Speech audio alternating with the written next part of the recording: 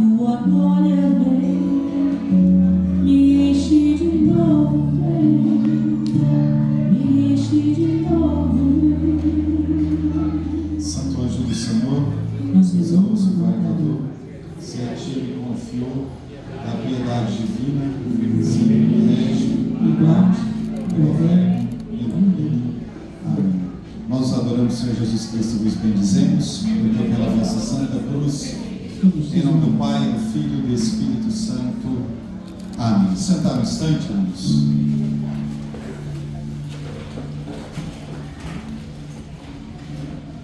O texto que eu vou ler está em primeiro livro do profeta Samuel, capítulo 19, versículo 18. Primeiro livro do profeta Samuel, capítulo 19, versículo 18.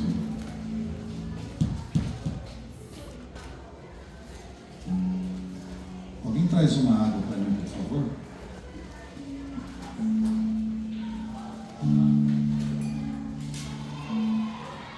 Primeiro livro do profeta Samuel, capítulo 19, versículo 18.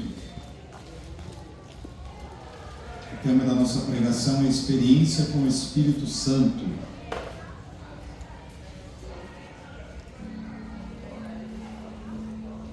Amém? Davi fugiu, pois, e foi ocultar-se junto de Samuel em Ramá. E contou-lhe tudo o que Saul lhe fizera, e foram ambos morar em Naiote. Disseram a Saul: Davi está em Naiote, perto de Ramá. Saul mandou homens para prendê-lo.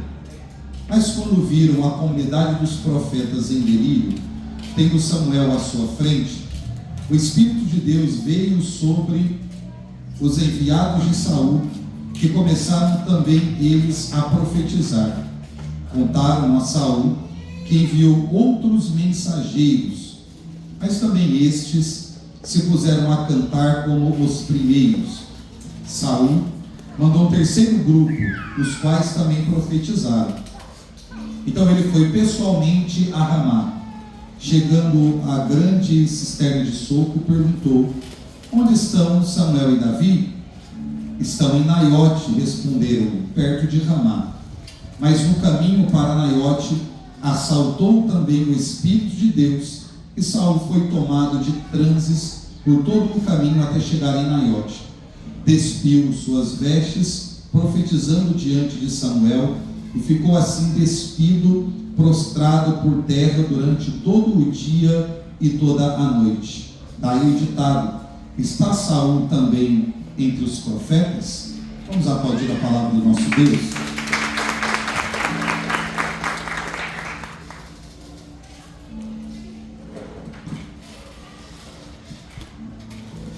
Irmãos, nós estamos aqui diante de um acontecimento na vida de Davi, Samuel e Saul, e a gente precisa contextualizar para a gente entender o que está acontecendo nesse texto que nós acabamos de ler. Israel, em algum momento da sua vida, eu digo como povo de Deus, eles quiseram se assemelhar às outras nações.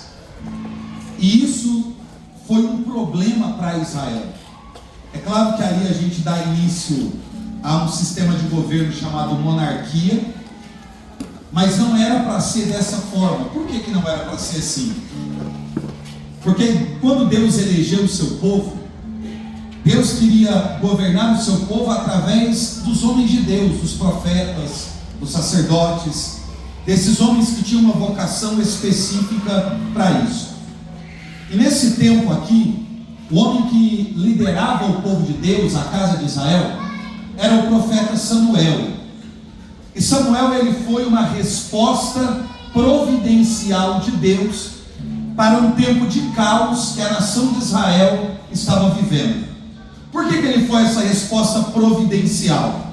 Porque antes do profeta Samuel, a Bíblia diz que a palavra de Deus, ela era rara naqueles tempos, que as visões espirituais, elas não eram frequentes, e essa espiritualidade não sendo forte na casa casa de Israel, isso não era uma coisa muito comum. Por quê?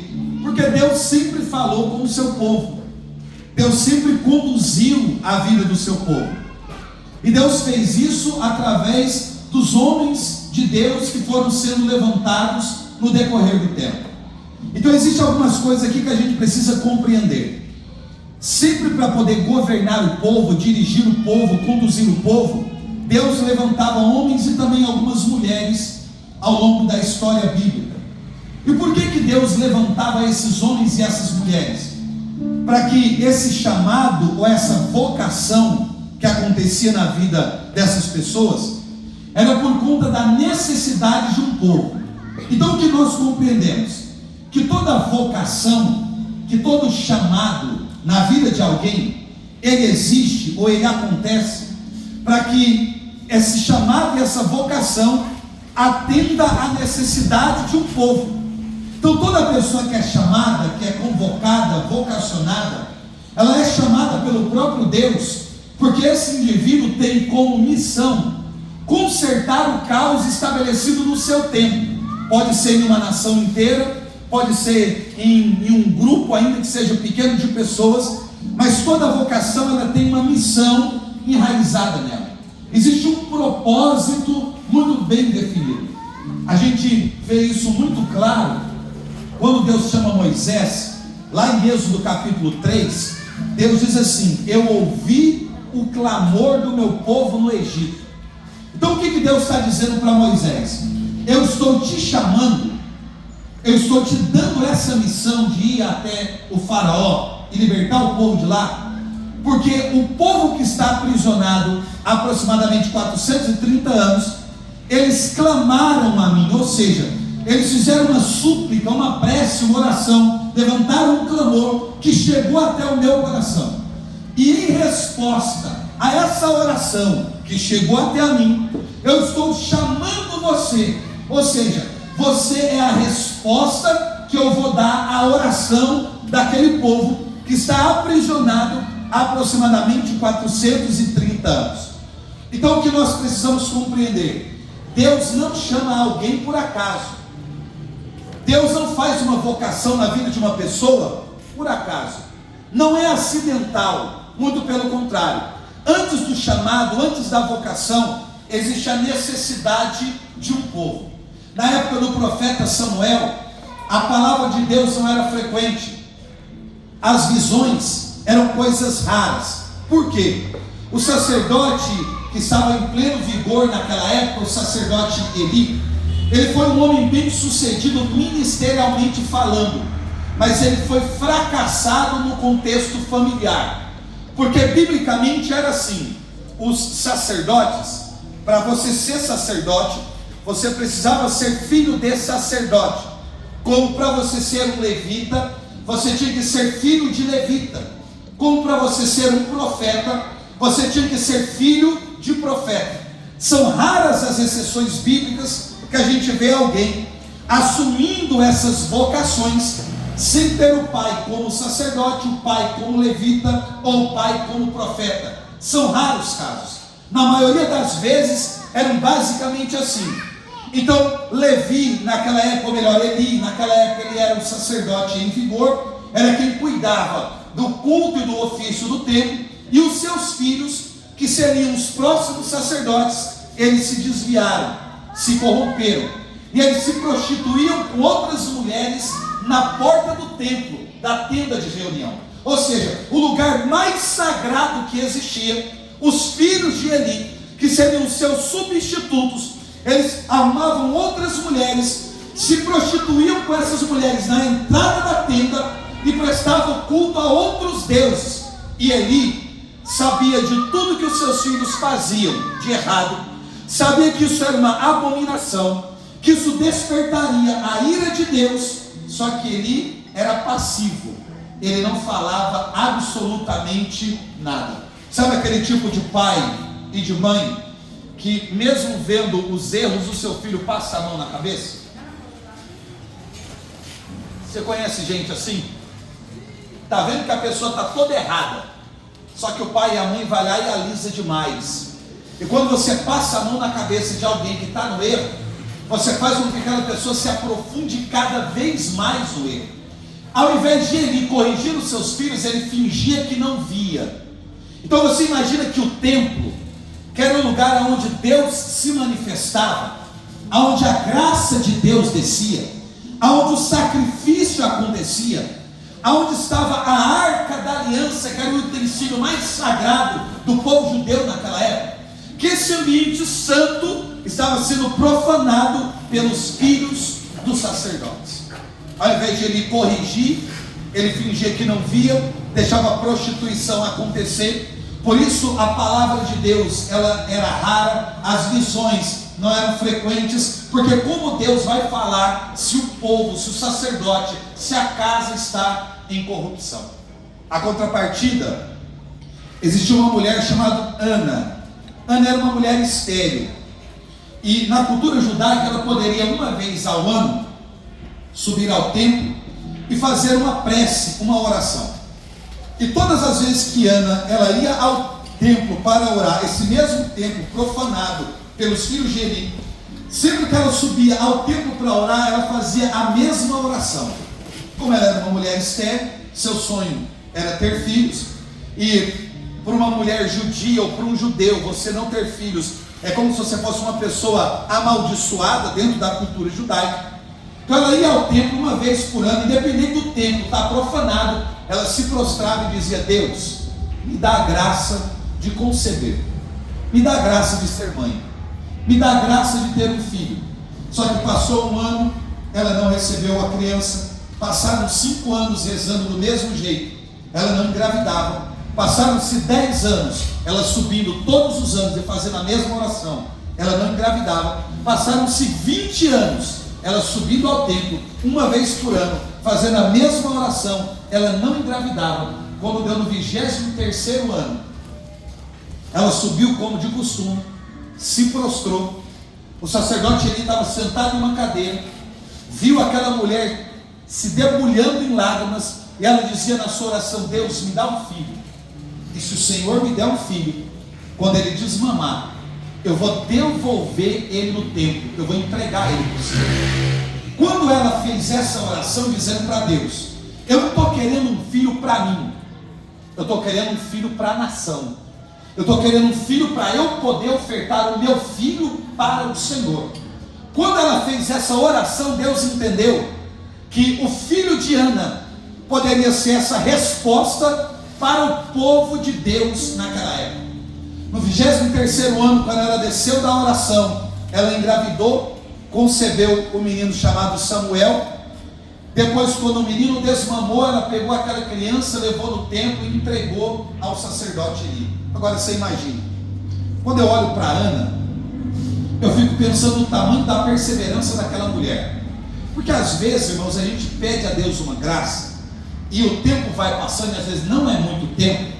O tempo passa, a gente não recebe o que a gente pediu, a gente vai ficando angustiado, desesperado, a gente vai ficando entristecido, e a gente começa a criar outros meios, outras formas para conseguir aquilo que a gente quer.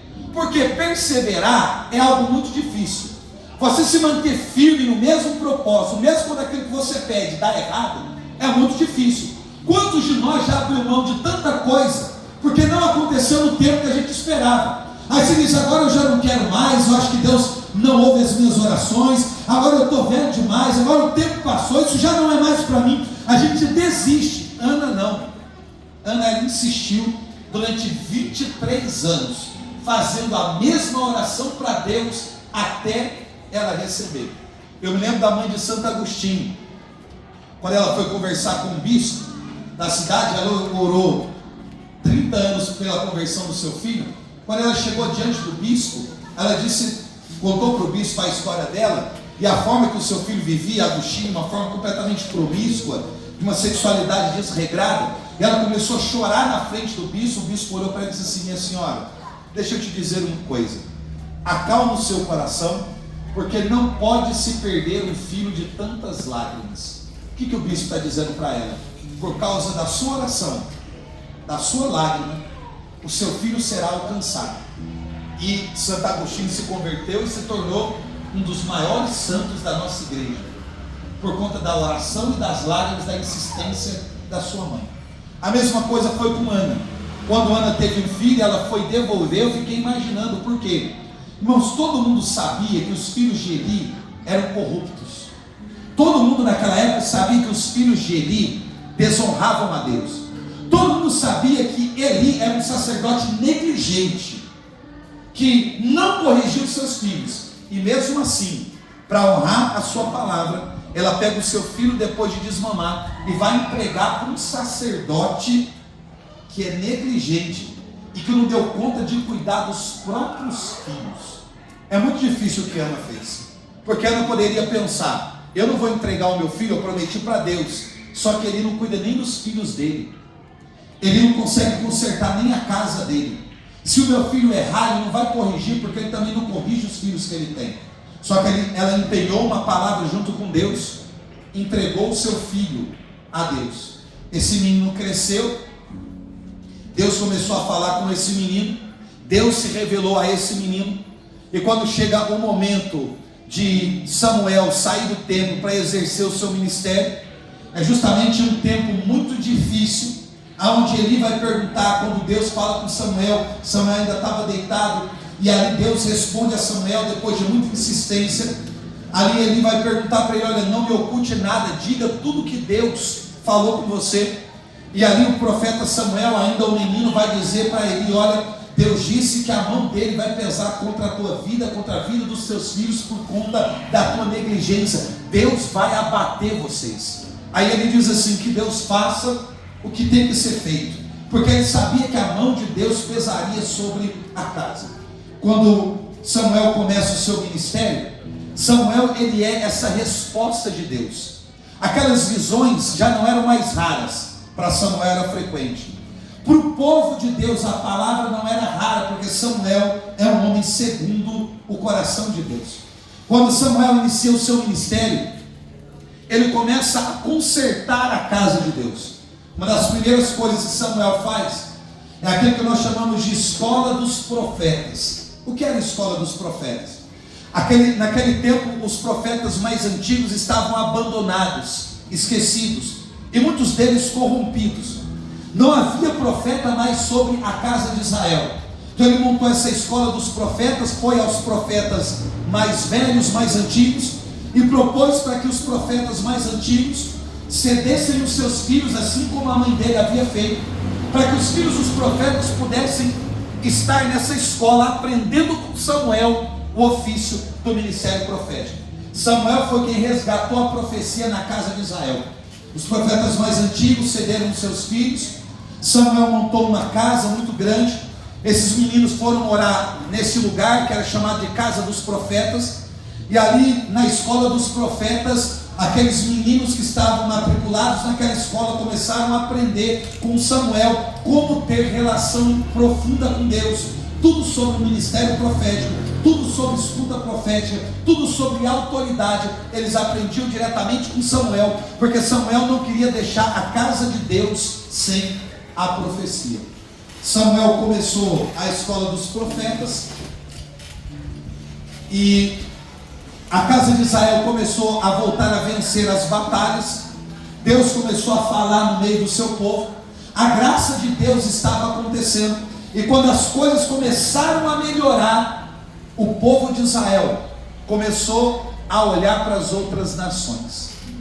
Gente, uma das piores coisas que pode existir é a comparação. A nossa geração, ela vive muito assim. Está todo mundo se comparando muito. A gente se compara demais. E às vezes, quem a gente pega como base, modelo, parâmetro para comparação, vive uma vida de mentira, de ilusão, de engano. E a gente quer se comparar com as pessoas. E quando a gente vai para o nível de comparação, a gente percebe que a gente não consegue ter aquele nível de vida, que a gente não consegue ter aquilo que aquela pessoa adquiriu, não consegue viver como ela vive, a gente não consegue viajar como o outro viaja, não consegue ter o resultado que o outro tem. a gente entra num tipo de decadência, de desespero, de angústia, a gente se deprime e acaba não fazendo absolutamente nada. A gente fica preso demais nas comparações. Preso demais nas comparações. A gente gostaria de ter um tipo de vida que outros têm, mas aí porque a gente não tem, a gente não entende, não encontra a felicidade. Israel passou por isso. E qual foi a comparação que Israel fez? Eles olharam para os outros povos. E como naquela época a conquista se dava por meio das guerras, das batalhas, eles perceberam que as outras nações tinham um exército muito numeroso. E que todas as batalhas que as outras nações travavam, as outras nações venciam. Então elas aumentaram o território, aumentavam os seus bens, aumentavam as suas propriedades e ficavam mais afamadas sobre a terra naquele tempo. Então Israel, quando começou a olhar para o seu povo, para a sua gente, percebeu que é como se eles estivessem atrasados de alguma forma, porque eles não estavam prosperando como os outros povos, mas eles tinham acabado de sair de uma crise, que eles não venciam uma batalha como as outras nações venciam, mas Israel ainda não tinha um exército montado, porque eles acabaram de sair de uma crise. Então eles chegaram a uma conclusão: o problema que nós sofremos e o motivo da vitória dos outros povos é que os outros povos têm um rei, e nós não temos um rei, nós temos um profeta que marcha à nossa frente. Então quando eles começaram a fazer essa comparação, eles disseram: nós não queremos ser governados por Samuel, nós queremos ser governados como as outras nações elas são governadas. Então nós queremos um rei que marche à nossa frente. Quando eles vão até o profeta Samuel, eles vão dizer a Samuel: nós queremos um rei, escolha para nós um rei, peça a Deus um rei para que nos lidere. Quando eles dão a mensagem para Samuel, Samuel fica entristecido, porque Samuel era o homem que Deus havia levantado para poder conduzir a vida do povo. Aí Samuel vai falar com Deus acerca do que o povo pediu. Aí Deus viu a tristeza no coração de Samuel e disse: Samuel, acalma o seu coração, quem te rejeita, a mim rejeita. Você é uma escolha minha, uma resposta minha para eles. Mas se eles não querem a sua liderança, estão rejeitando você, automaticamente eles estão me rejeitando. Mas vamos fazer aquilo que o povo está pedindo. A contrapartida, existia um moço chamado Saul. Saul era filho de um homem chamado Cis. Israel era dividido em 12 tribos naquela época. É como um país e 12 estados. Cis era líder, ele era da tribo de Benjamim, das 12 tribos, era a menor tribo. E Saul, que era seu filho, ele era o menor dentro da sua casa. Se a gente fosse olhar, ele seria a pessoa mais insignificante no país inteiro. Porque se o país tem 12 tribos, como 12 estados, e o menor estado é a tribo de Benjamim, e ele diz que ele é o menor na casa dele, a família dele é a menor da tribo, e ele é o menor na casa dele, ele é a pessoa mais insignificante que existia na época.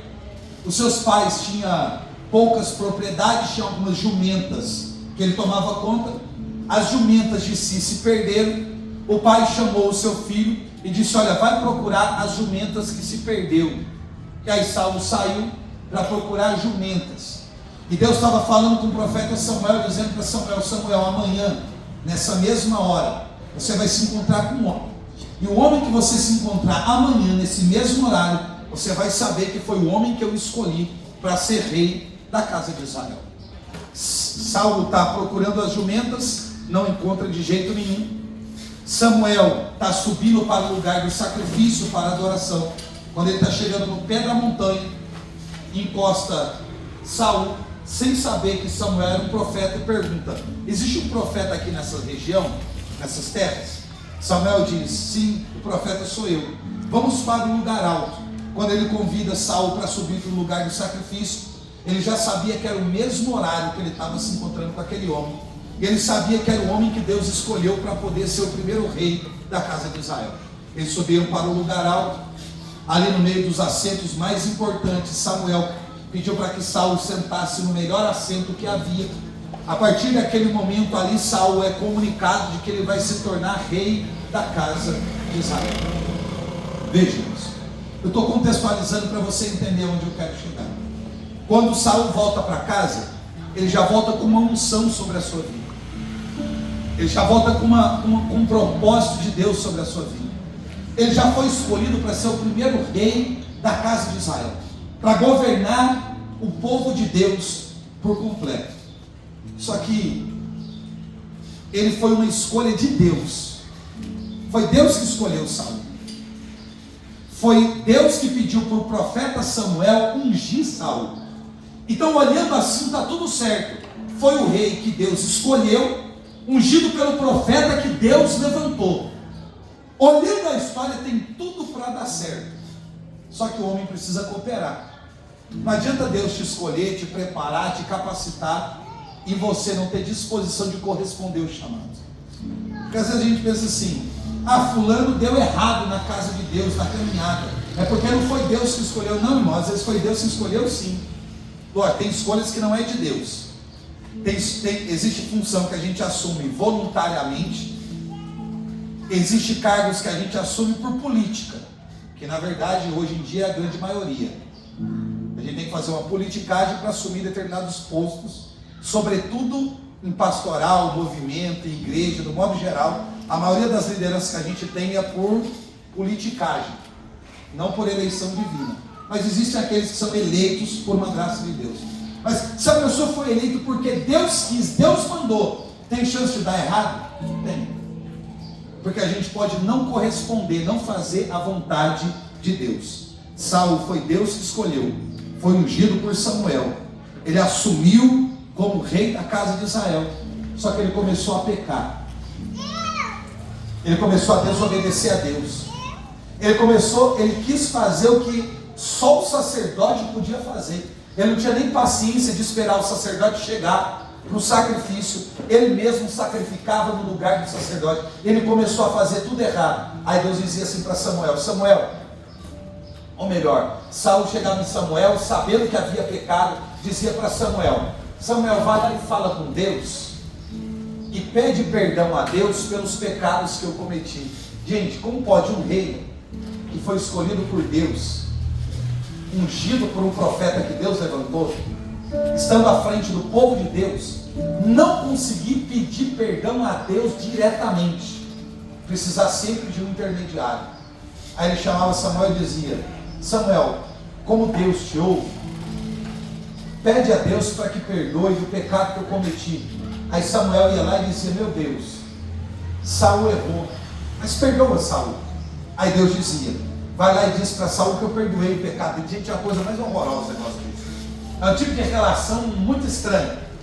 Aí pela segunda vez Saul ia lá e pecava. Aí dizia: Samuel, vem cá, pequei de novo, fala com Deus e pede para Deus me perdoar.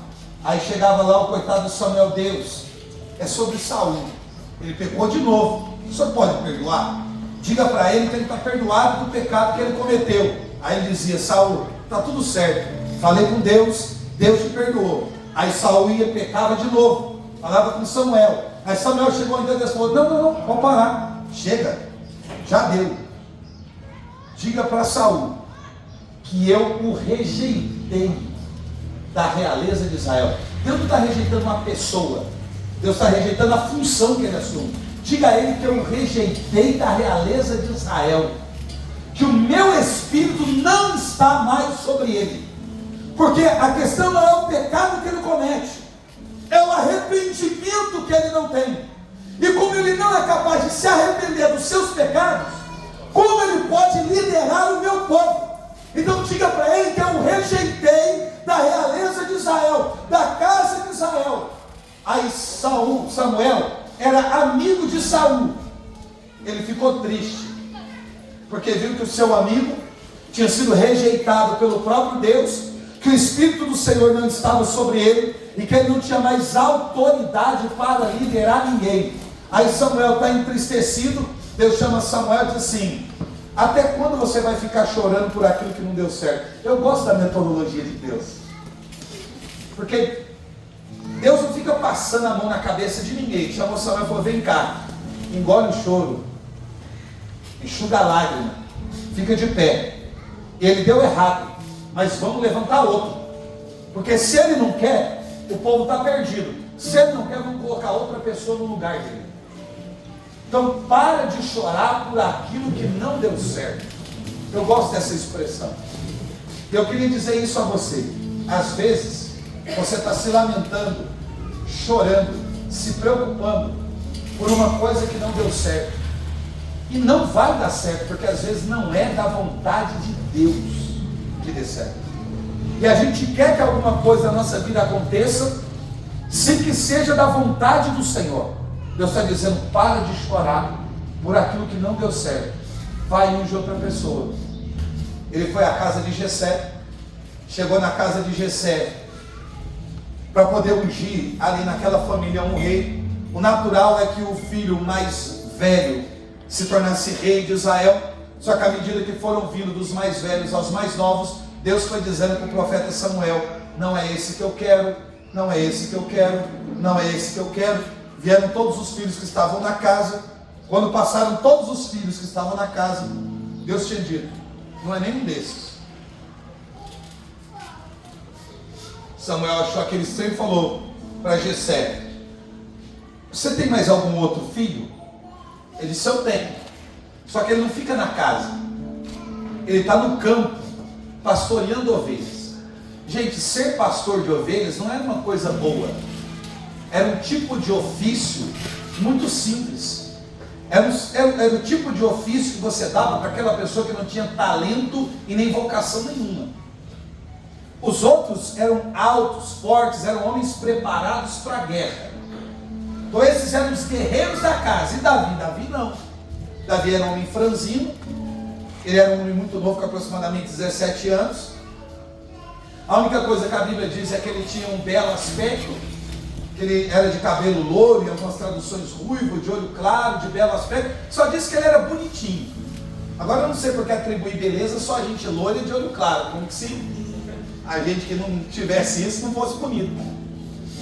Assim, para mim não é beleza isso aí, negócio de Davi. Eu ia olhar para Davi e achar ele muito sensível para o meu gosto, mas deixa para lá.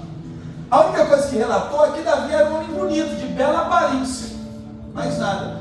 E quando a Bíblia fala de Saul é a mesma coisa, dizia que ele era belo dos ombros para cima. Era a única qualidade de Davi, era um rostinho bonito, mais nada. Ele é preparado para a guerra? Não, não é. Ele é forte como os irmãos? Não é. Ele entende guerra, não entende nada. O que ele faz? Pastoreia ovelha. Ou seja, a função que você dá para quem não tem talento para nada. Vai pastorear ovelha. Fica mais fora de casa. Mais convivendo com bicho do que convivendo com gente. Quando os irmãos iam para a guerra, sabe qual era a função dele? Ele pegava marmita, comida, para os irmãos, chegava lá no meio da trincheira, deixava a marmita, e os irmãos falavam para ele assim, agora você pode ir embora, porque a guerra não é lugar para menino. Então ele levava marmita ou levava queijo para os irmãos na guerra, e os irmãos despediam ele e mandavam ele embora, porque a função daquele garoto era cuidar de ovelha. Ele era um pastor de ovelha, entregador de marmitex e entregador de queijo. É a função bíblica de Davi. Era a única coisa que ele fazia. O que ele faz? Só que ele disse, tem Davi. Aí mandou chamar Davi. Quando Davi entrou, Deus falou com Samuel, pode ungir que é esse. Eu imagino que Samuel deve ter olhado e falado, não é possível. Esse camarada vai governar Israel com esse corpo, com esse físico, pastoreando ovelha, com essa cara. Não é possível.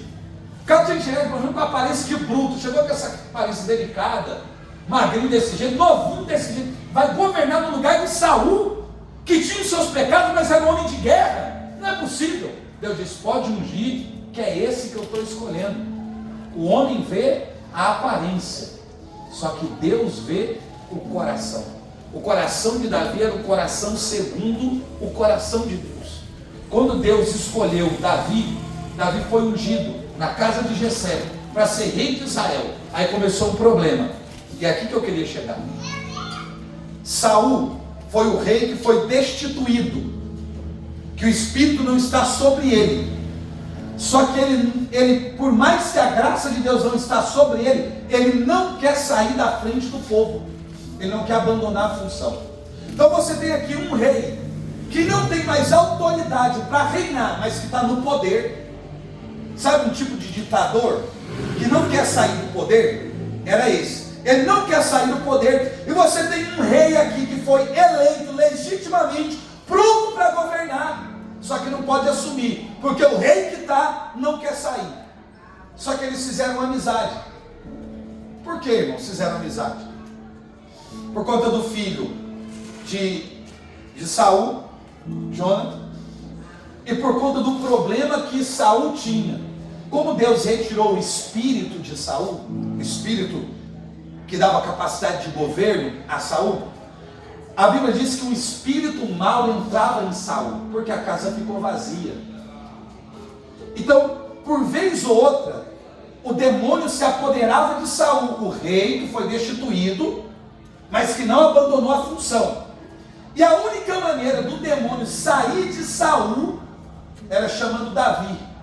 Davi chegava perto de Saul, pegava a sua harpa, dedilhava a sua harpa, e à medida que o som daquela harpa ia sendo ministrado, o demônio abandonava o corpo de Saul e ia embora.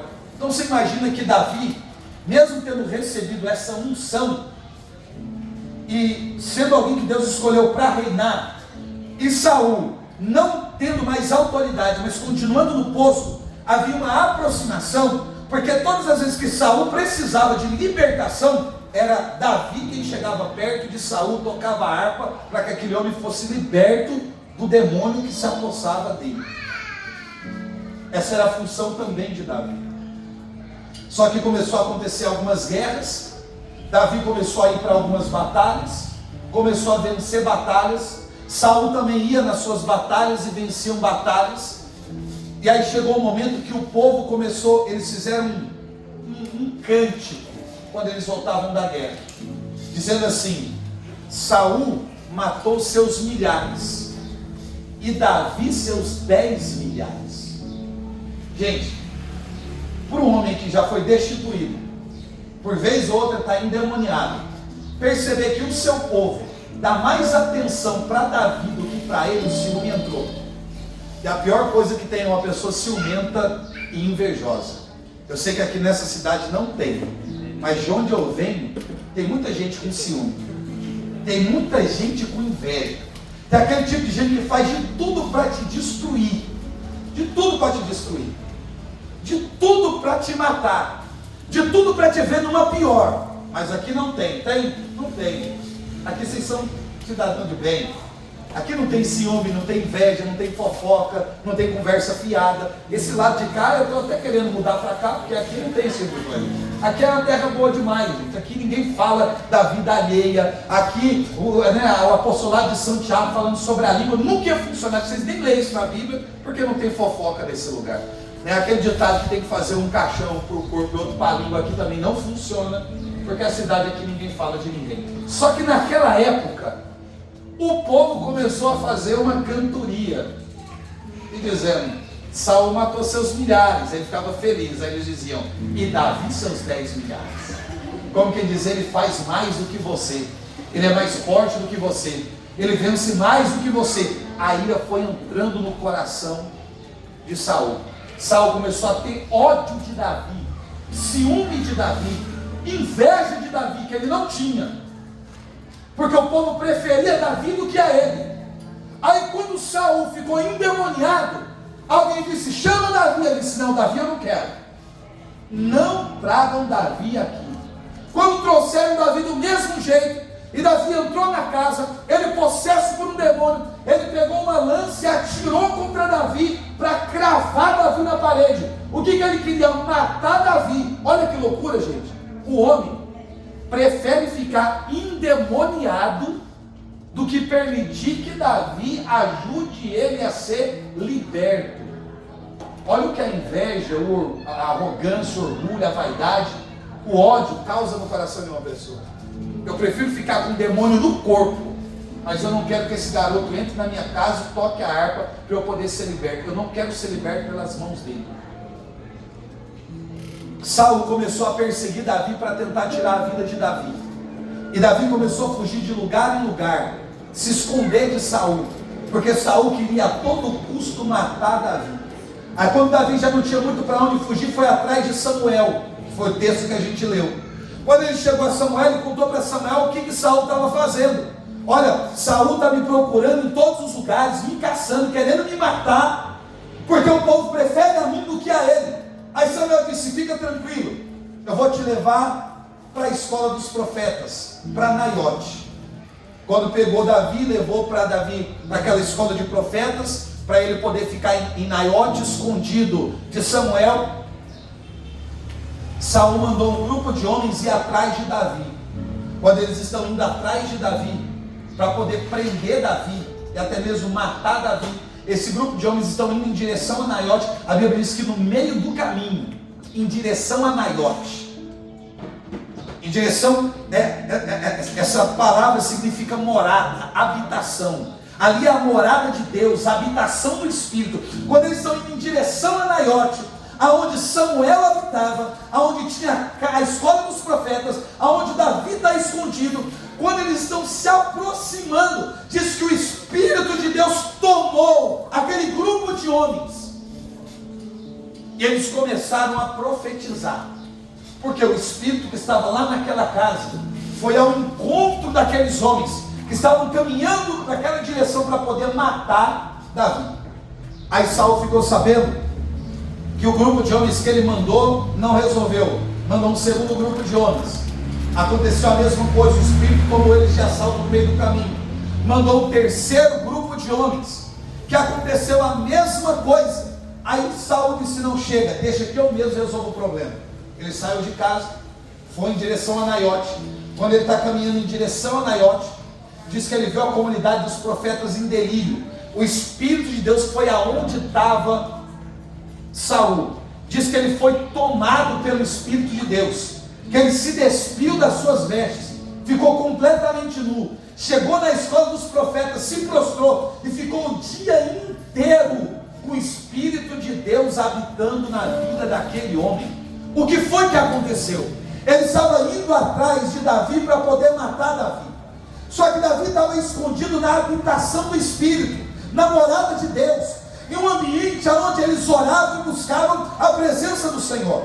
Davi estava em Naiote, um ambiente onde a glória de Deus se manifestava, e aqueles homens buscavam a presença de Deus. Aqueles que estavam na casa, os filhos dos profetas, junto com Samuel e Davi, eram homens que eram acostumados a receber a presença do Espírito Santo na vida deles. E quando aqueles perseguidores foram atrás de Davi para tentar tirar a sua vida, o Espírito de Deus tomou a vida daqueles homens de assalto, e eles tiveram também uma experiência com o Espírito Santo de Deus. Eu quero dizer a você, eu não sei quais são as suas complicações de vida, eu não sei o que você deixou na sua casa, eu não sei como está a tua mente no sentido das suas preocupações, eu não sei se você chegou aqui enfermo, eu não sei se você deixou muita coisa para trás para poder resolver depois. Aquilo que eu quero dizer a você é que neste final de semana, debaixo dessas tendas que nós estamos, este lugar se transformou em casa de Deus, habitação de Deus, morada do Espírito. Este final de semana nós estamos reunidos aqui nessa Naiote, e você saiu da sua casa para vir à comunidade dos profetas, e assim como eles ficaram cheios do Espírito Santo, você também será tomado pelo Espírito Santo ao longo deste final de semana, assim como foi com Saul. O Espírito de Deus quer habitar na sua vida. Talvez você diga: Charles, você não me conhece. Assim como nós olhamos para Saul e para aqueles homens que acompanhavam Saul, eles eram homens impiedosos que queriam tirar a vida de Davi, e mesmo assim o Espírito de Deus tomou a vida daqueles homens. Deus reservou este final de semana para que você tenha uma experiência com o Espírito Santo de Deus. Aqueles homens entraram num delírio espiritual, eles começaram a profetizar, porque a graça de Deus estava naquele ambiente. Eu quero te dizer, o Espírito do Senhor está neste lugar. O Espírito de Deus, Ele quer fazer morada em você. O Espírito Santo de Deus quer transformar a sua vida e fazer com que você tenha tenha uma experiência profunda e sobrenatural com Ele. Talvez você diga, mas meu coração está angustiado, mas eu vim para cá só para procurar outras coisas. Aqueles homens foram para matar, mas tiveram experiência com o Espírito da vida. Eles foram para tirar a vida de Davi, mas no meio do caminho eles foram tomados de assalto. O Espírito Santo habitou na vida daqueles homens. Aí o texto termina dizendo, é aí que veio o ditado: será que Saul também está entre os profetas? Porque viram Saul profetizar. Ou seja, quando o Espírito Santo está em nós, Ele nos concede a sua graça. Não adianta tentar matar Davi, não adianta tentar destruir a vida de Davi, não adianta cancelar a unção que está sobre Davi. Davi foi um homem que Deus levantou, que Deus constituiu, que Deus ungiu, e por sinal ungiu por 3 vezes, para poder governar sobre o seu povo, para poder reinar sobre a casa de Israel, para poder ser a voz de Deus ecoando na terra, para poder trazer a libertação para o povo. Esse Espírito que está sobre a vida de Davi, que ele recebeu no ofício da sua unção, que está sobre a comunidade dos profetas, não vai permitir com que aquilo que está no coração de Saul, ou as atitudes de Saul, ou os guerreiros de Saul, possa destruir o projeto de Deus. Por mais que o diabo, que o inimigo se levante contra a tua vida, a tua casa, a tua história, se você tiver uma experiência com o Espírito, o diabo não vai poder tocar na sua vida, porque ele não pode tocar aonde aquele lugar já se tornou uma habitação de Deus e uma morada do Espírito Santo do Senhor. Não pode tocar. Porque tudo que Saul queria era só destruir Davi. E Davi representa o projeto de Deus, e agora Saul representa a personificação do mal. Às vezes o que o diabo quer é destruir a sua vida, é acabar com a sua história, acabar com o seu casamento, acabar com a sua família, acabar com o seu ministério, acabar com o seu apostolado, destruir seu grupo de oração, te tirar do propósito de Deus. E você vê que Saul mandou um primeiro grupo, um segundo grupo, um terceiro grupo, porque o demônio também é insistente. Ele tenta uma vez, se não consegue, tenta de novo. Se não consegue, tenta de novo. Se não consegue, tenta de novo. Então são muitas as investidas do diabo contra nós. Não são poucas. São muitas as ciladas do diabo contra a nossa vida. Então, se nós não estivermos atentos, se não estivermos com os nossos ouvidos abertos, se não estivermos cheios do Espírito Santo de Deus, em algum momento o demônio vai conseguir fazer aquilo que ele quer. Ele vai conseguir fazer aquilo que ele quer. Talvez ele não toque na sua vida, porque Deus não vai permitir, mas ele te tira do propósito de Deus. A questão não era simplesmente matar Davi. A questão não é matar Davi. A questão é impedir Davi de cumprir o chamado que Deus havia feito. Então, se tentar impedi-lo de assumir o governo do povo é tirar a sua vida, que se tente tirar a sua vida. Mas a questão não é tirar a vida de Davi, é impedi-lo de alguma forma de que ele assuma o propósito de Deus, o projeto de Deus, que a unção que ele recebeu possa reverberar na vida do povo. Então muitas vezes o demônio tem nos cercado de todos os lados, ele tem nos encurralado, tem armado ciladas, inventado histórias, criado cenários, para poder te tirar do propósito do projeto de Deus. E veja, São Bernardo de Claraval diz assim, que o demônio nos engana pelo sagrado. Porque, dependendo do seu nível espiritual, do quanto de intimidade que você tem com Deus, o método do diabo é muito simples.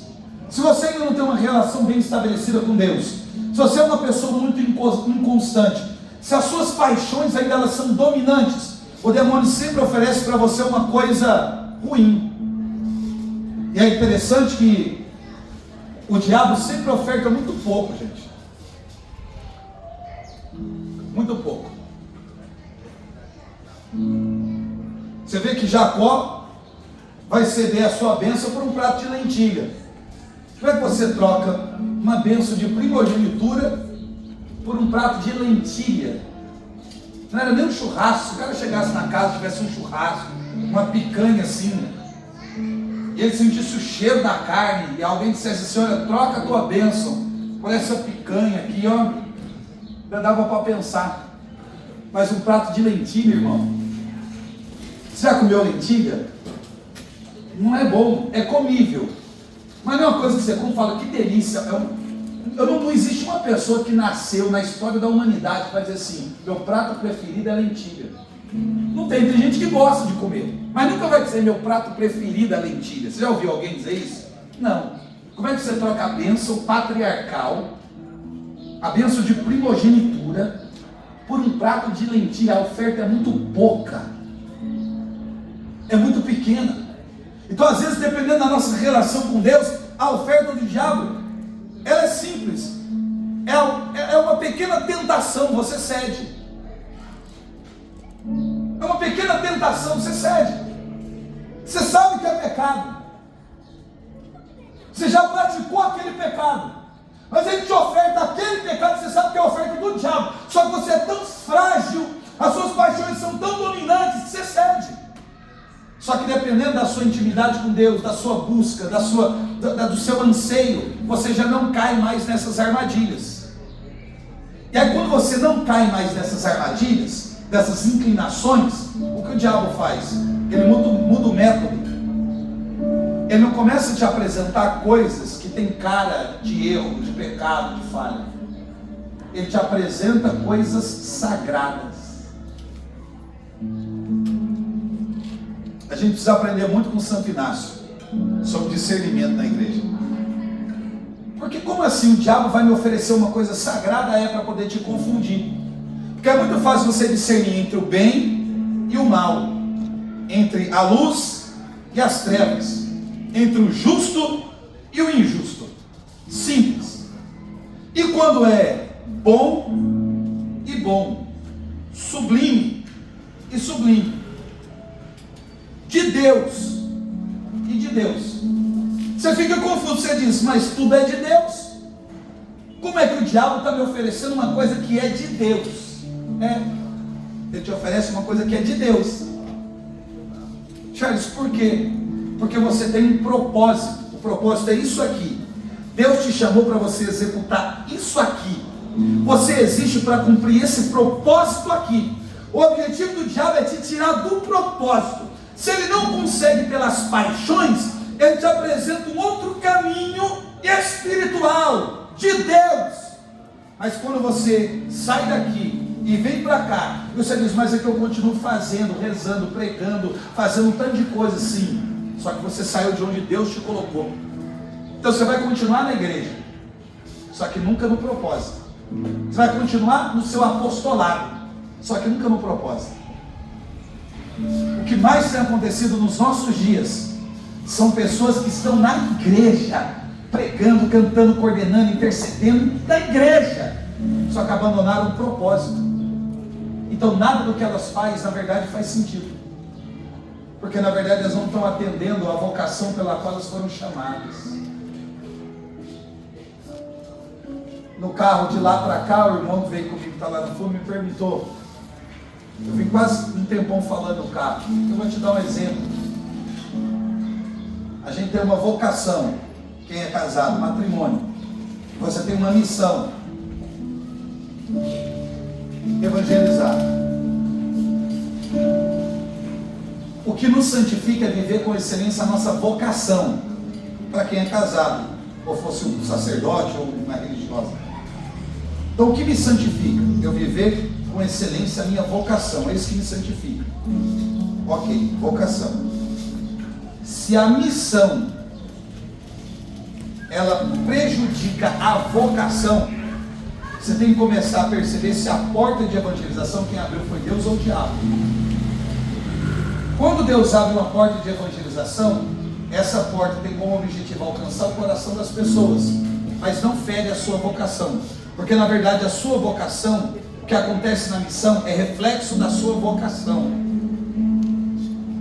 Mas quando a porta que é aberta de evangelização faz com que você fique tanto tempo fora da sua casa a ponto de comprometer seu casamento e a educação dos seus filhos, quem abriu a porta não foi Deus. Eu não estou dizendo para você usar como justificativa não ir para a missão para poder ficar só em casa, porque às vezes o diabo também usa desse subterfúgio de te deixar preso no propósito, mas sem atender a missão. Também não pode. Então a gente precisa ter equilíbrio. O que eu estou fazendo está prejudicando a minha vocação? Não faça. Mas faça com todas as suas forças, com toda a sua alma, de todo o seu coração. Faça.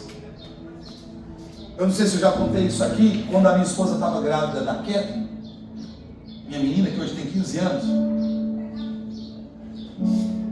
eu tinha um retiro de carnaval para pregar. O retiro foi no final de fevereiro. Ela nasceu em março, 16 de março. Era no finalzinho de fevereiro, começo de março daquele ano. E eu lembro que ela já estava ali prestes a ganhar a criança. Ela já estava tendo algumas contrações, algumas coisas. Eu falei, e agora? Como é que eu vou fazer? Eu tenho uma pregação marcada. Tem um retiro de carnaval no sul de Minas, na época eu morava em São Paulo. Eu falei, eu vou ser o único pregador do encontro. Imagino que eu ia fazer 19 pregações. Hoje a minha esposa fala assim, pelo amor de Deus, só 4 pregações com meu marido. Aí eu vou fazer 19. Sozinho, levando um retiro nas costas. Só eu pregava, só eu rezava, 19 pregações, sem ter que repetir nenhuma, que o povo era chato ainda. Aí eu falei, Lu, e agora? Como é que eu vou fazer? Eu vou ter que desmarcar o encontro, porque se essa criança nasceu, não estiver em casa, e aquela coisa toda, e eu fui conversando com ela, eu falei, vamos fazer o seguinte, você decide. Ela falou, não, eu já decidi. Eu falei, e aí? Ela falou, não, você pode ir para a missão. Você tem certeza? Ela falou, tenho. Eu casei com um missionário, não foi com um médico. Se a criança nascer, você não vai poder fazer o parto. Mas quem vai te levar para o hospital? Eu falei, a gente não tem nem carro. Vou ter que ligar para o meu pai. Então, de todo jeito, você não vai fazer muita coisa aqui. O máximo que pode acontecer é você perder o parto, como você queria assistir. Mas ela falou, pode ir, vai com seu coração em paz. Gente, eu fui com o meu coração em paz, mais ou menos, que eu fiquei meio cismado, falei, esse trem vai dar errado. Fui para a missão, fiz 19 pregação, voltei falando normal, não fiquei nem rouco. Jovem, né? Agora na casa dos 42, já não tem essa pegada mais. Preguei, voltei para casa. Fiquei uns dias ainda em casa, depois a gente foi para o hospital, acompanhei o parto. Inclusive não aconselho ninguém a assistir o parto, é bem horrorosa do mundo, mas eu caí na burrada de assistir o parto, que é o trem mais feio. Meu Deus, que cena horrorosa. Assisti o parto, tudo direitinho, deu tudo certo. Só que se ela diz assim, não vai, eu digo assim, eu vou assim mesmo, problema. Eu não tinha condições de discernir. Eu estou dando um exemplo. Mas se ficasse, não teria problema, eu ia ficar tranquilamente. Só que eu coloquei o discernimento na mão dela. Eu falei, o que você disser que é para eu fazer, eu faço, está tudo certo, não tem problema. Ela disse, senão você pode ir. Por isso que é muito bom quando você faz escolhas certas. Se você casar com pessoa certa, dá certo. Se você casar com pessoa errada, você está lascado. Porque se você casar com alguém que não entende o propósito de vida, nunca vai entender o que está no seu coração. Quando eu casei, eu já casei dizendo, eu quero ser missionário. A gente se conheceu na igreja. A gente fazia estudo bíblico no namoro. A gente rezava para namorar. Mais ela rezava do que eu, na verdade. Eu tinha outros desejos de fazer trem errados no namoro. Foi ela que me segurou a onda, porque era uma mulher de Deus. Então, quando você tem alguém em uma vocação, com os dois que é a mesma coisa, está no mesmo propósito, é muito mais difícil o diabo enganar as pessoas. É muito mais difícil, porque quando um fraqueja, o outro puxa a corda e diz, não, peraí. Não é isso não. Uma vez eu estava mal, pensa num cara mal. Foi a única vez na minha vida que eu fiquei assim, abatido, foi por conta de uma situação que eu tinha vivido. Um dia ela me chamou e falou assim, você pode parar com essa frescura. Porque eu não te conheci assim, eu não casei com você assim. Eu quero o homem que eu me casei lá atrás, você pode parar. Eu nunca vi você de cabeça baixa e reclamando. Você pode mudar essa postura, que eu não te conhecia assim. Já me deu um sermão logo na lata. Eu falei, não, nem ficar triste o cara pode, velho. Nem dar uma desanimada você pode. Porque o diabo, ele vai tentar de todas as formas fazer com que você não reine, não governe, não exerça, não cumpra o propósito que Deus te chamou. Só que a gente se ilude achando que o diabo vai sempre aparecer com forma de diabo. Não. Claro que ele vai tentar te seduzir, como diz São Bernardo, pelo sagrado. E como é que a gente vai conseguir discernir? Você já não está tendo tempo para nada, você recebeu ainda um outro convite para fazer uma determinada coisa, mas foi fulano que pediu, é da igreja. Você tem tempo? Você já está reclamando que não tem tempo, que não dá conta, já está querendo largar as coisas que você assumiu, e agora te convidaram para outra coisa que você vai assumir também. Você tem certeza que é Deus? Ah, mas quem me chamou é da igreja. Mas e aí? Saul também foi ungido, e mesmo assim um demônio habitou nele depois que Deus tirou o espírito. Então como é que a gente faz? Se eu não tiver intimidade com o Espírito Santo de Deus, se eu não tiver relação com o Espírito Santo de Deus, eu nunca vou conseguir perceber a aproximação do inimigo. Aquela comunidade dos profetas, a unção de Deus era tão grande que quando o mal se aproximava, era o Espírito que ia ao encontro do mal, e fazia com que aquelas pessoas abandonassem o mal e ficassem cheias do Espírito. Então, se nós não tivermos essa experiência com o Espírito Santo, a gente não consegue discernir nada, a gente não percebe a aproximação do mal, nós vamos cometer sempre os mesmos erros. Eu ouvi uma frase no meio de uma poesia. Eu tenho cara de bravo assim, mas eu gosto bastante de poesia, poema, poesia. Tem uma poesia que diz assim: não vale a pena comprar briga de quem luta sempre as mesmas guerras. Porque às vezes a gente quer mais do que o outra pessoa. Você está tentando ajudar o outro, auxiliar o outro, empurrar o outro, fazer o outro crescer, mas você quer mais do que ele. E a pessoa está cometendo sempre o mesmo erro, caindo sempre no mesmo buraco. Não vale a pena comprar guerra de quem luta sempre as mesmas guerras. Comprar briga de quem luta sempre as mesmas guerras. A pessoa não quer, o outro não vai, porque não teve uma experiência profunda com Deus, como de repente você teve. Se nós não tivermos essa experiência dia após dia, seremos seduzidos, corrompidos, abandonaremos o nosso propósito. E quando uma pessoa deixa de cumprir o propósito pelo qual ela existe, ela perde a razão de existir. Nós existimos para atender um propósito. Então, se eu não cumpro o meu propósito, eu perco a razão de existir. Você sobrevive, mas não está vivendo. Você está fazendo as coisas, mas não o que Deus te pediu. Você foi manipulado pelo demônio e nem está percebendo, porque você não teve coragem ou condições de fazer o discernimento necessário para você se manter firme naquilo que Deus estabeleceu. Davi teve que fugir. Ele poderia em algum momento ter dito assim, aqui eu encerro para a gente rezar, ele poderia ter dito assim: eu cansei. Esse negócio de ficar fugindo de lugar para lugar, de cidade em cidade, de não poder ver mais a minha família, de ter que toda hora estar sendo ameaçado de morte, eu cansei disso. Eu poderia ter chamado Saul e ter dito: vem cá, vamos fazer o seguinte para resolver.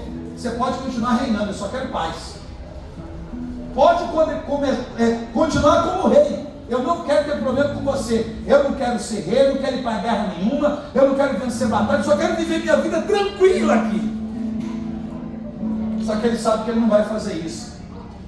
Pode bater, pode perseguir, pode tentar cravá-lo contra a parede, pode mandar grupo, pelotão de homens para tentar tirar a vida de Davi. Davi vai suportar tudo porque ele precisa cumprir o propósito e honrar a unção que ele recebeu da parte de Deus.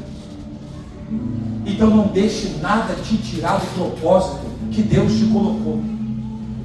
Não deixa Deus, nada nesse mundo te tirar do propósito que o Senhor te colocou. Nada. Quem tentou fazer isso foi Moisés. Saiu do Egito, foi para a região de Madian, se casou e ficou apacentando o rebanho do seu sogro. Quando Deus apareceu, ele tinha 80 anos naquela sarça. 80 anos cuidando de um rebanho que nem era dele, funcionário do sogro, com uma vida cômoda, como quem diz, está tudo certo, já casei, não devo nada para ninguém, minha vida está estabilizada, não tenho muito, mas é o suficiente para sobreviver. Aí, irmão, trocou a camisa, Deus seja louvado. Aquela camisa só estava marrando.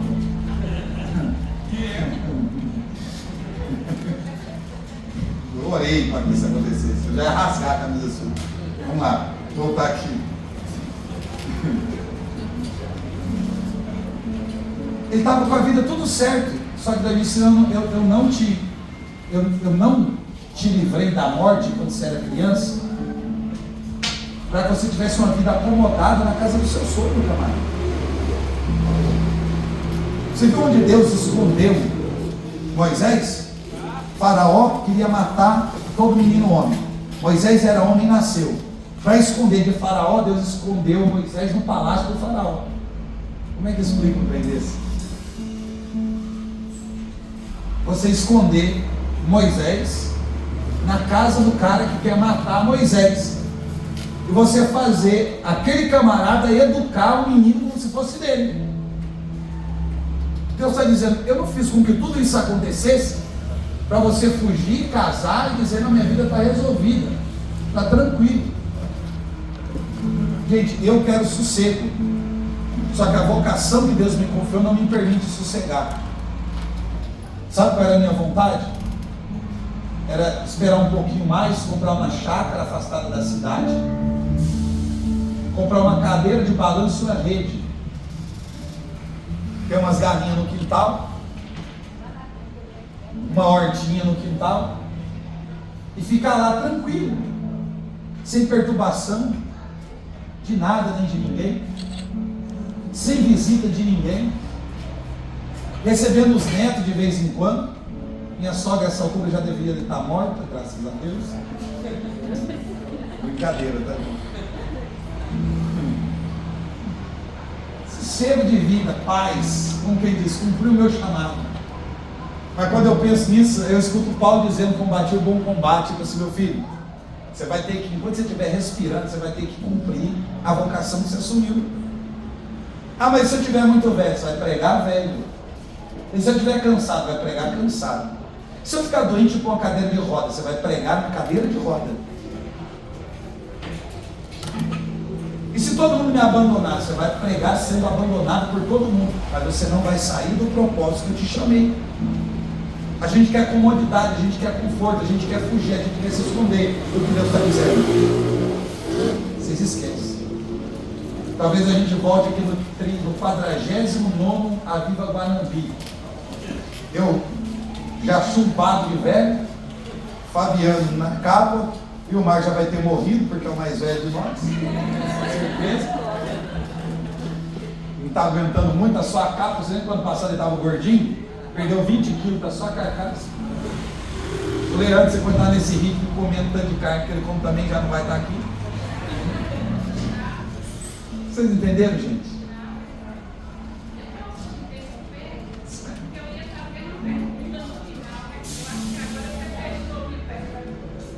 Diga. Ao longo da sua pregação, você está tentando discernir a diferença entre propósito e missão. Eu cheguei no momento que eu estou tentando prestar atenção. Mas mesmo que eu consegui compreender propósito da nossa vida é uma decisão de Deus. E a missão é uma escolha nossa, é bem assim, é o pensamento. Eu estou meio preciso propósito e missão, faz diferença. A missão, ela existe para poder, porque seu propósito é algo que você nasceu para executar. É aquilo que Deus tem para você. A gente existe para atender aquele chamado. A missão que a gente assume, ela não é como um propósito de vida, porque ela pode ir sendo modificada no decorrer do tempo. Tem coisa que a gente faz hoje que não vai fazer amanhã. Quando a gente cumpre aquela missão, a missão foi executada, acabou, tem outra missão para que a gente possa executar. Então a missão é uma coisa volúvel, a missão é uma coisa que modifica, a missão é uma coisa que troca, a missão é uma coisa que passa, o propósito de vida tem que permanecer o mesmo. Só que existe um certo tipo de missão que tem a ver com o propósito. Então se eu tenho uma missão que tem a ver com o propósito, essa missão ela será perpetuada, no sentido de que enquanto eu viver, essa missão vai acontecer. Mas existem outras missões que não faz parte disso, que você executou, acabou. É como uma missão de uma mãe de educar os filhos. Se educou, você não vai educar de novo. Você já deu a educação que eles tinham que receber, cumpriu a sua missão de mãe, resolveu o seu papel, foi embora. Agora o casamento é como um propósito de vida, para você entender. Os filhos foram embora, só que o marido e a esposa têm que ficar. Eles constituíram a família deles, você constituiu a sua família. Ou seja, o casamento é como um propósito, é até o fim. Os filhos, em algum momento, eles vão embora. Eles vão viver a vida deles, constituir a família deles. Mas você vai dizer, eu cumpri a minha missão com eles. Agora eles vão desempenhar o papel deles. Então a missão ela pode ser modificada. Que em nome de Jesus, nada nos tire do propósito que Deus nos colocou. E assim a gente só consegue isso se nós tivermos uma experiência profunda com o Espírito Santo de Deus. Fique de pé para a gente rezar.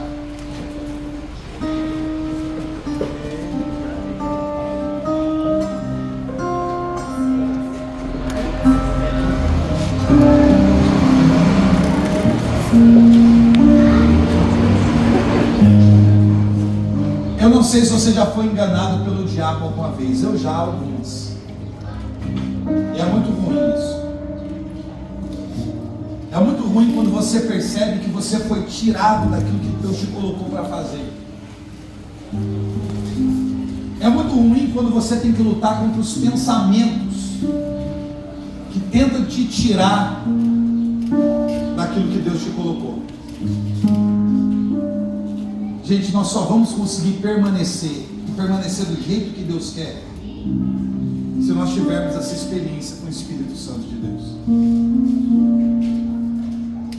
Porque qual a experiência que você fez com o Espírito Santo? Talvez seja uma experiência muito superficial, ou talvez tenha sido uma única experiência, ou poucas experiências e nada mais. A cada experiência que nós temos com o Espírito Santo, algo novo é revelado ao nosso coração. A cada experiência, algo novo é revelado ao nosso coração. Por que no tempo de Samuel a palavra não era frequente, as visões não eram raras?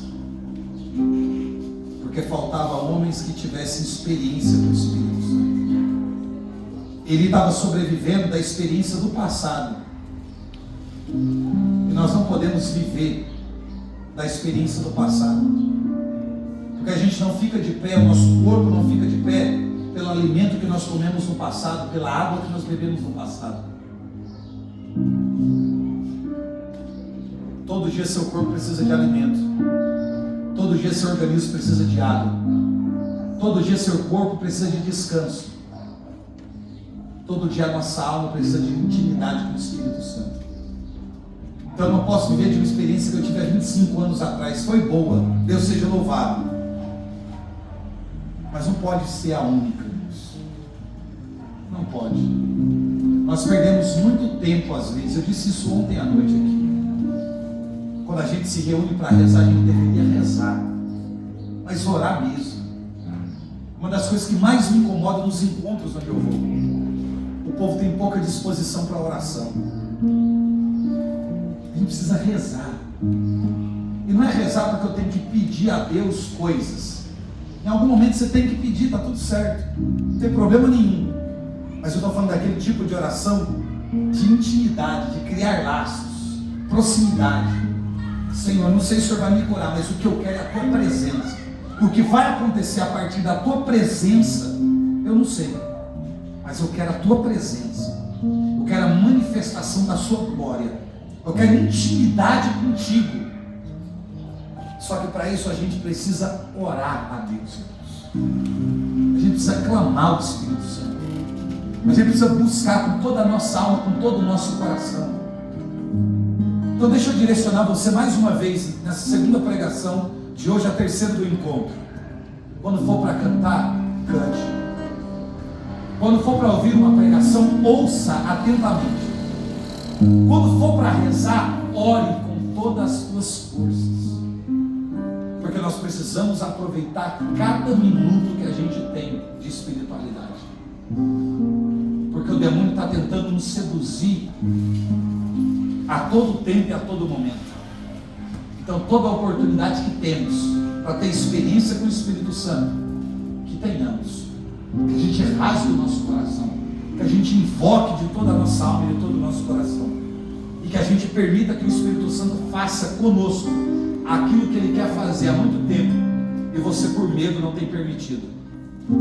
Até quando você vai ficar fugindo? Ou fazendo como Saul, se escondendo por detrás das bagagens? Até quando vai ficar fugindo do propósito de vida? Até quando vai fugir do chamado da vocação? Até quando você vai ficar procurando o seu conforto e as suas comodidades? Quando é que você vai entender que você só será feliz e pleno nessa vida se você cumprir o que Deus te chamou para cumprir? Não tente fugir. Não dá certo fugir. Ninguém que fugiu conseguiu ser bem sucedido.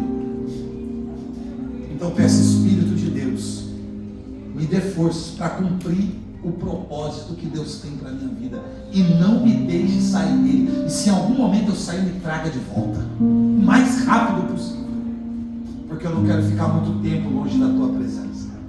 Então feche os seus olhos, levante as suas mãos e clame o Espírito de Deus. Vai clamando o Espírito Santo de Deus sobre a tua vida nessa hora. Vai dizendo: vem Espírito Santo de Deus sobre a minha vida. Eu não quero sair da tua presença, Espírito de Deus. Eu não quero sair do propósito que o Senhor tem para a minha vida. Eu não quero ser seduzido pelo inimigo, não. Eu quero permanecer firme em Ti, Senhor. Eu sei que são grandes as lutas, as adversidades. Eu sei que tem sido terríveis as batalhas que eu tenho enfrentado. Eu sei que muitas guerras eu tenho saído delas cansados, destruídos, Senhor. Mas eu não quero sair da Tua presença, Deus. Tira da minha mente esses pensamentos que tentam me arrancar do propósito, Senhor. Tira de mim essas seduções que tentam me afastar, me colocar para longe de Ti, Senhor. Eu quero a Tua presença neste dia. Eu quero experiência contigo, ó Espírito do Deus vivo. Da mesma forma, Espírito de Deus, que o Senhor operava lá em Naiote, na comunidade dos profetas, opera sobre a minha vida nesse dia. Opera sobre nós nesse dia. Manifesta sobre nós o Teu poder aqui. Vai soltando a sua voz. Vai. Aproveita. Nós estamos em guerra contra o mal. Aproveita todo momento de espiritualidade.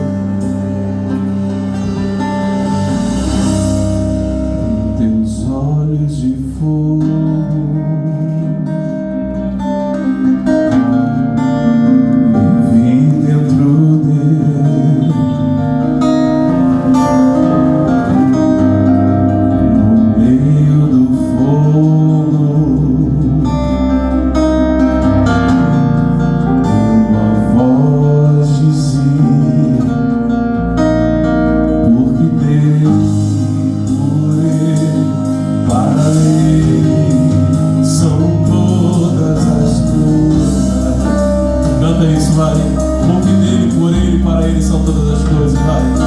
Porque dele, por ele, para ele são todas as coisas. Canta isso, vai. Aviva agora no mim. Porque dele, por ele, para ele são todas as coisas, vai. Porque dele, por ele, para ele são todas as coisas. Vamos subir. Porque dele, por ele, para ele são todas as coisas. Porque dele, por ele, para ele são todas as coisas. Canta. Porque dele, por ele, para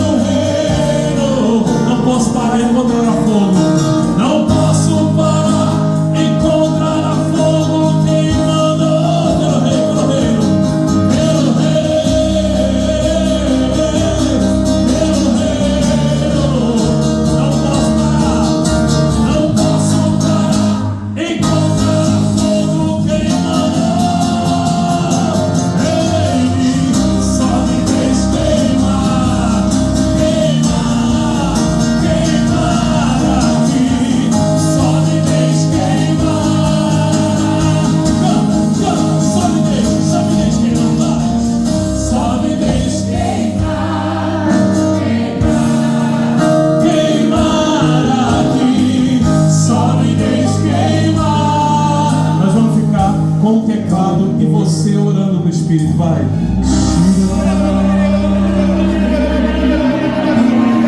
Vamos, vamos.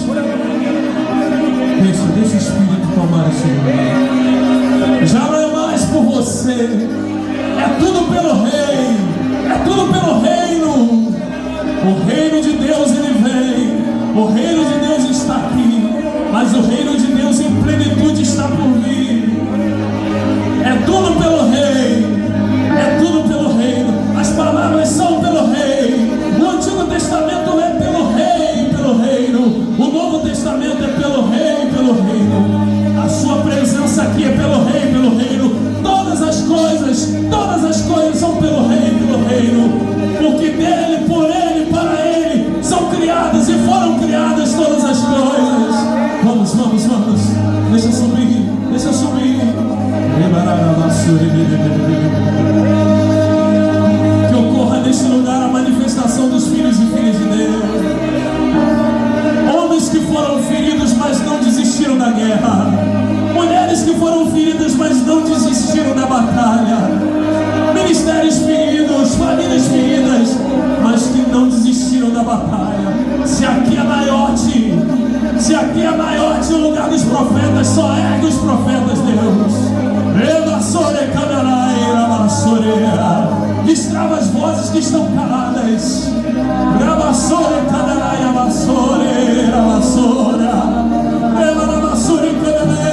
Desde ontem que foi falado, o Espírito não é o fogo, o Espírito não é a água, ele é uma pessoa que se manifesta no fogo, na água. Nós queremos a tua presença, Espírito Santo. Nós só queremos te pedir uma coisa nesses dias de Aviva Guanambi. Se não serão homens pregando, se não serão homens e mulheres cantando e pregando, somente isso, mas com a tua presença, Deus. Com a tua presença, Deus. É o encontro perfeito do céu e da terra. É o que nós queremos neste lugar. Vamos, vamos, vamos, vamos. Suba o nível da sua oração. Você veio para orar, você veio para se gastar pelo Rei, pelo reino.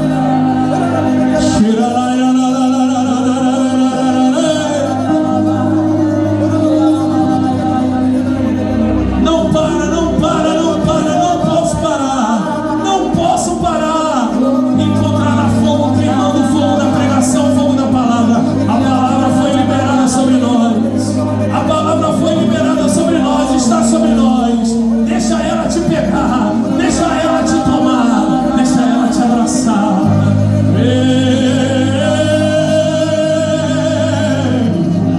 Receba a visitação do Eterno.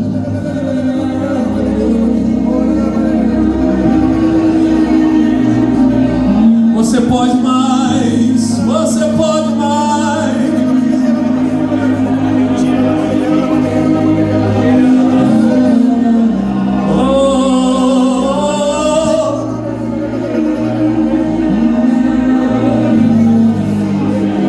O profeta podia ter olhado e ter visto só um vale de ossos, mas ele olhou um exército que se levantava. Você pode ter vindo para este Aviva Guanambi dizendo: ah, mas tem pouca gente. Deus olha e diz: mas eu estou levantando um exército.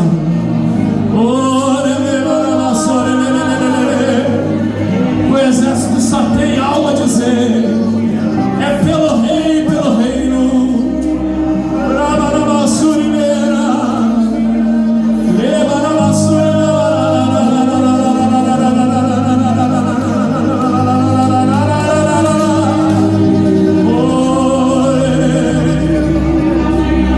A maldade podia estar chegando aqui, mas o Espírito foi lá do outro lado e pegou, e converteu e transformou. A maldade podia estar crescendo neste lugar, mas a palavra foi liberada. O Espírito vai lá e pega.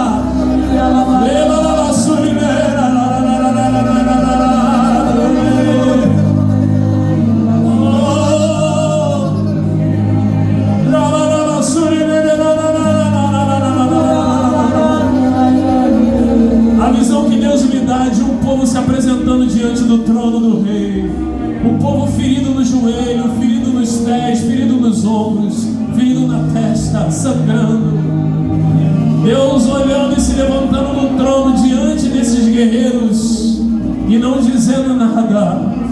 Os guerreiros apresentando a